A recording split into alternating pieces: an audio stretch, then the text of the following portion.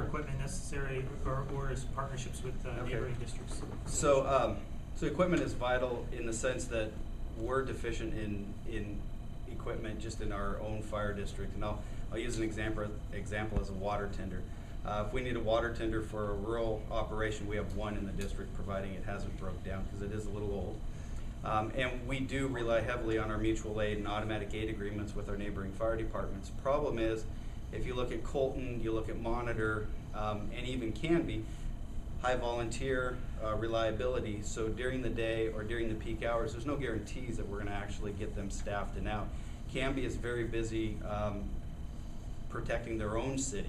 So when they come in to help us, it's a good neighbor benefit, but it's not a guarantee that we're going to get the resource immediately. So then you start stepping out a little farther. You start getting Clackamas 1 or maybe Woodburn or some of the other departments. And so those resources become farther and farther away. So yes, it's very, very important that we have good working agreements with all of our neighboring departments, able to utilize, and we're able to offer them what we have, but we also need to be able to take care of ourselves initially, and right now that's very important. So that equipment piece is vital that we get that addressed as well. I believe we have really good working agreements with neighboring departments. This Friday we have a motor vehicle crash simulation thing going on at the high school, for the prom coming up, so high school students can see what the results of drinking and driving could possibly be. And in turn, Colton Fire Department are coming into our fire district and helping man our stations while we do those events. And anytime there's first alarm assignment or second, third alarm assignments, run cards are already built that state these 4 engines and will go to this fire. And on the second alarm, these 4 engines will go also in a ladder truck or whatever. And Clackamas Fire District #1, Canby Fire District, Colton, all those are pre-arranged on those cards. We don't have to ask, we don't have to call and request permission or anything. It's automatic, and it works. And like what Mike said, if the volunteers can't man it, then that's a different issue. But as far as new equipment, we desperately need new equipment. There's some of the apparatus here that are very old, and with the medic unit, we just purchased a new medic unit a year or 2 ago, and they're expensive units. And with that medic unit, you need to have a backup unit in case something happens to that first line unit. You can't just put off that appointment that you're going to, like if you're a PGE truck or whatever, or some other business, and say, well, we'll get to it tomorrow. We have to get there right away. So we have to have apparatus that's in good condition, that's plentiful, and that will do the job once we get there. So. May I have this question again, please? The question is more equipment necessary, or is partnership with neighboring fire districts sufficient? Well, like everybody else, the mutual aid agreement is very important. All public safety has to have that, unless you're giant cities, New York, for example. Everything out here in the state of Oregon, as far as public safety, has a mutual aid agreement. We have to survive. The police department's no different. The fire department's the same. That being said, equipment and staffing may be a little bit more important to maintain. For example, there's an accident up on the river where there's water, or there's a high angle rescue, meaning that the individual has gone off a cliff and has to be rescued. The first one's going to show up. It's going to be Molalla Police Department and the engine, and we're going to look down at him, and we're going to wait for the Clackamas Fire District with our high mountain rescue team to come get them. Time is essential when it comes to life saving, and we're hoping during the summertime you may have several accidents up there, and Clackamas Fire District is going to be busy doing their other things. They're going to send people to help. However, they may take minutes, hours. I've been up at the top of the corridor with Molalla Fire 45 minutes before another agency can come.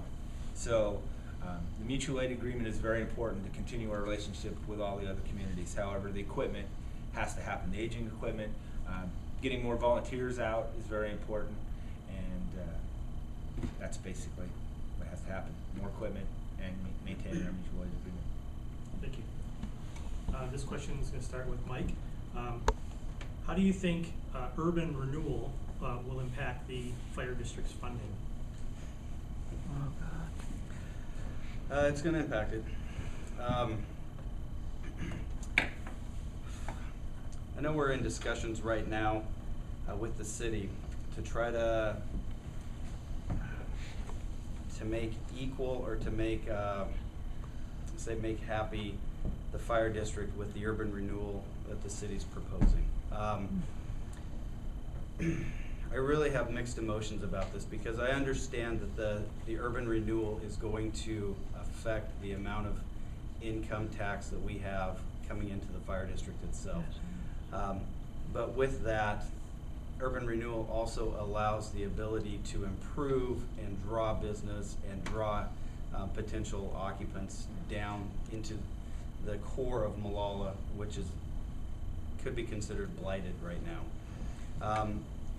I deal with urban renewal on a lot of other areas in my job, and I use Molalla as an example of what I feel urban renewal actually was designed for.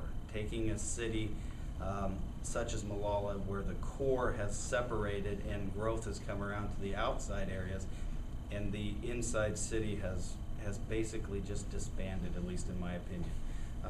There's a lot of opportunity for improvement, for growth, for occupying the buildings that are down there.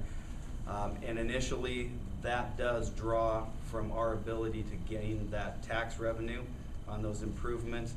I'm hoping that through the urban renewal process, the cutoff date is held to at, I believe it's 20 years, but whatever the cutoff date is that they recommend, that it's held to and that we're able to capture those monies at the end. But it is going to impact us.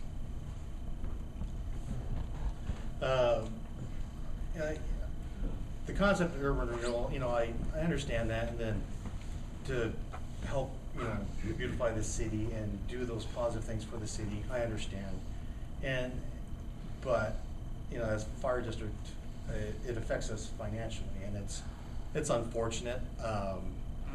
We have a representative with the Urban Renewal Board from the fire district that attends the meetings and keeps track of what's going on, what's not going on. Unfortunately, it's going to mean less money for the fire district. We'll deal with that. We'll make the best of it,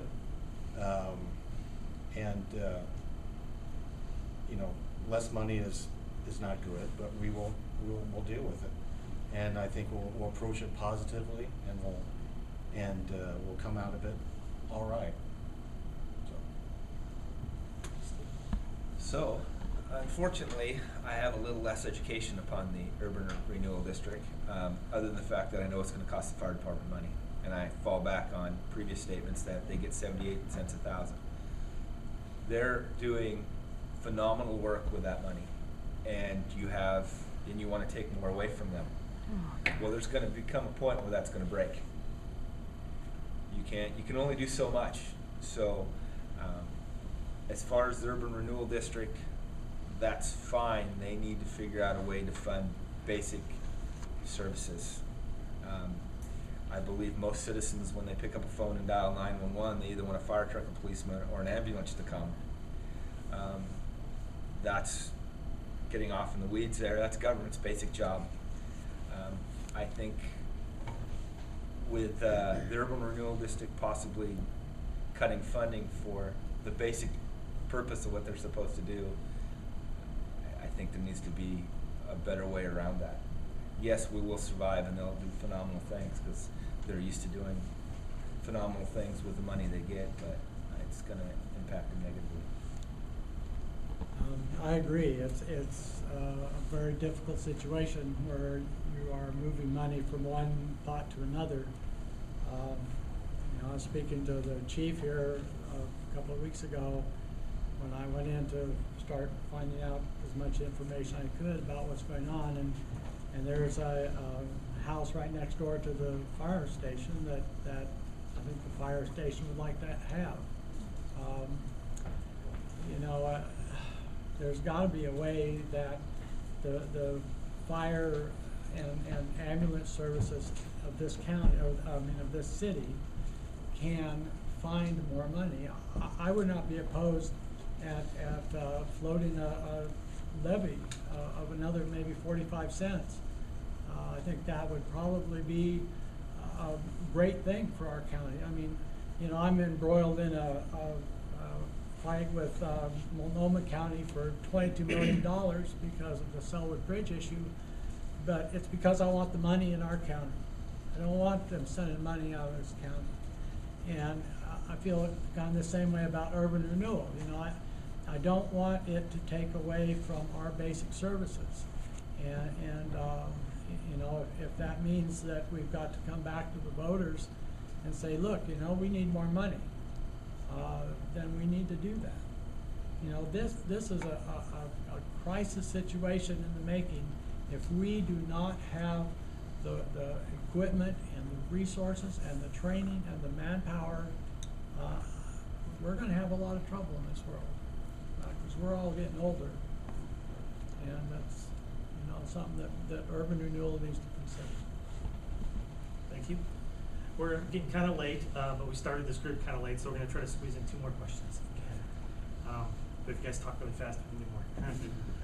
This next question will start with Brian, and the question is from the audience. It says, what home inspection programs or home improvement programs help to lower the number of home fires? Well, we can't inspect homes. I mean, a man's home is his castle. We do and we can inspect businesses. What we can do for homes is, and what we currently do, a lot of fire districts do that, are have a smoke detector program, canvassing programs to help, you know, if a fire breaks out in your home, to save the lives of the people in that home. I mean, there's studies, I don't have any studies with me, but there's studies and common sense, if you can get woken up by a smoke detector and out of your home, you're gonna save your life. Not every home, and you'd be surprised how many homes don't have smoke detectors, or, you know, inoperable smoke detectors. That's one thing that we can do, and that's one thing that we do, and that's one thing that we give out free, or smoke detectors. And we can give people opinions and literature on what's best to build a defensible area around their home for wildfire problems. It's information that you can find on the internet, information that you can find if you come down to the fire station. So, and I would heed everybody, if you don't have a smoke detector, get one. I would agree for existing homes. We can't really knock on the door and say we're inspecting your house. However, yeah, the Constitution's let us do that, which is good. That's very good. However, for homes being built, the inspection process, and for businesses being built, for the district, especially within the city, when a new business is coming in, that they don't get their business license to build anything unless the fire department says, yes, that needs to be fixed, or you need this, and need this. And currently, I believe that's not happening. The city just takes the money and says, build, without listening to some of the fire department. I believe that the fire department, whoever's in charge of the inspection process, has to have a bigger say. And if the fire department says, no, that can't be built unless you meet these criteria, because it's a life-saving factor. The building doesn't have the right ventilation, doesn't have the right kind of doors, doesn't have the right kind of water system. If you build that and it catches on fire, we're either going to risk our firefighters' lives, or the people inside aren't going to be able to get out. That has to be more tied with the permit process. If the fire department says no, then it doesn't get built until it meets the code. The fire department does an outstanding job during the summer months of all kinds of open houses. The spring flings, I know they have tables bigger than this that explain safety with fire alarms. I know the fire department goes into the schools and does open houses with the schools and teaches the kids all about the fire alarms and all about fire safety in school. They do